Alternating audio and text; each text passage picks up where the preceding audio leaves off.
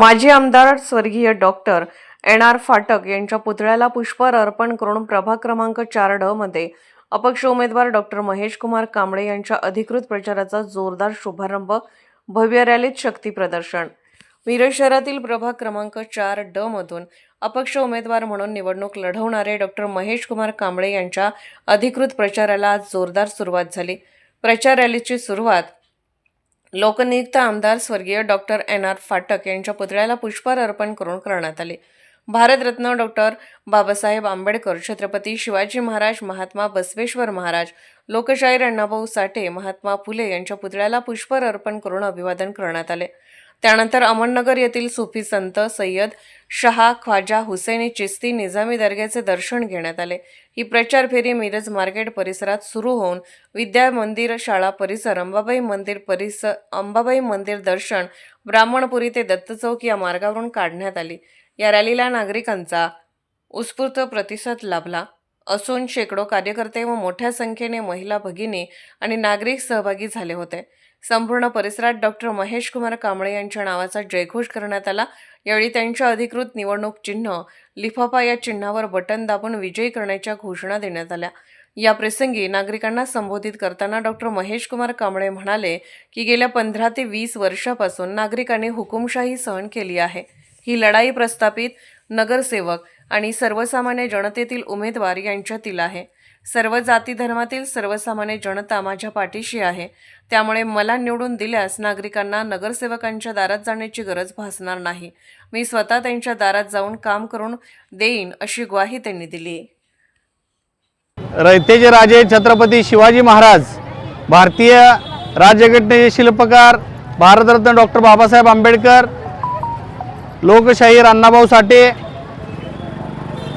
महात्मा ज्योतिबा फुले, क्रांतिबा सावित्रीबाई फुले तसेच बाकीच्या सर्व महापुरुषांना वंदन करून आणि आज सांगली मिरज कुपवाड शहर महानगरपालिकेच्या 2026च्या सार्वत्रिक महापालिकेच्या निवडणुकीमध्ये प्रभाग 4 ड मधून माझ्या प्रचाराला आज सुरुवात करतोय आणि प्रचाराला सुरुवात करत असताना आपण आज मिरजेचे लोकनियुक्त आमदार डॉक्टर एन.आर. फाटक साहेबांच्या पुतळ्याला हार घालून आपण आज प्रचाराची सुरुवात करतोय। ह्याचं कारण असं की मिरजेमध्ये आज जे रेल्वे स्टेशन आहे, मिरजेतलं जे शासकीय रुग्णालय आहे, हे 2 वाचवण्याचं काम हे डॉक्टर एन.आर. फाटकांनी केलं होतं। पण याचा विसर भारतीय जनता पक्ष आणि शिवसेना, राष्ट्रवादी काँग्रेस या सर्व पक्षाच्या उमेदवारांना पडलेला आहे। Doctor NR. फाटकांचं कुणीही आठवणही काढली नाही। Doctor NR. फाटकांचं कार्य हे सुद्धा कोणी लक्षात घेतलं नाही। खाजा शमना मेरासाहेब बाबांच्या या पुण्यनगरीमध्ये गणेशाच्या या मिरज शहरामध्ये नागरिकांनी गेली 15-20 वर्ष हुकुमशाही सहन केलेली आहे। पण सध्याच्या परिस्थितीला सर्वसामान्य जनतेमध्ये कुठेतरी बदल घडवायचा आणि नवीन चेहऱ्यांना संधी द्यायची अशा पद्धतीची मानसिकता ही निर्माण झालेली आहे।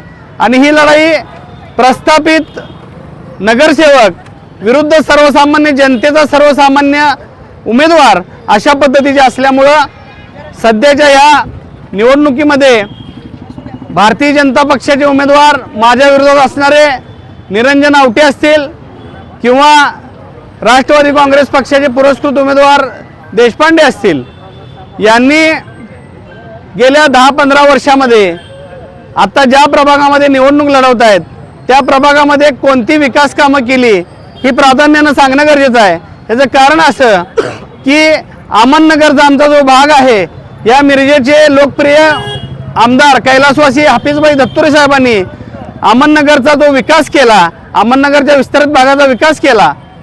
त्यानंतर डॉक्टर राजेंद्र मेहते यांनी इंदिरानगरला पाण्याची टाकी आणली, गटारी केल्या, स्ट्रीट लाईट केलं।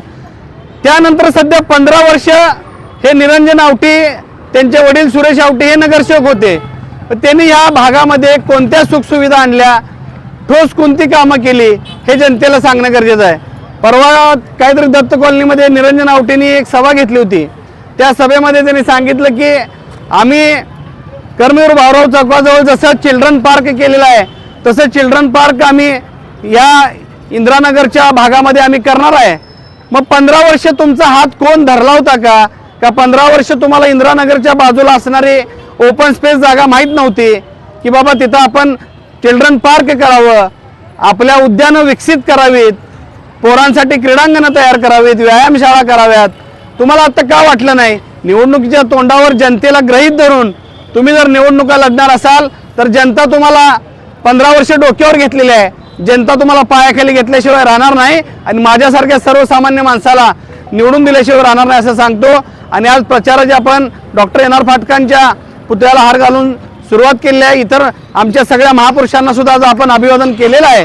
त्यामुळं ज्या जोशामध्ये आज प्रभाग 4ची निवडणूक सुरू आहे, सर्वसामान्य सर्व जाती धर्मातील जनता माझ्या पाठीशी खंबीरपणे उभी आहे आणि मी सर्व या मायबाप जनतेला विनंती करतो की एकदा माझ्यासारख्या माणसाला काम करण्याची तुम्ही संधी द्या। आयुष्यभर मी तुमचे उपकार विसरणार नाही आणि तुम्हाला नगरसेवकाच्या दारात जावं लागणार नाही, मी तुमच्या दारात येऊन तुमची कामं करेन एवढी ग्वाही देतो।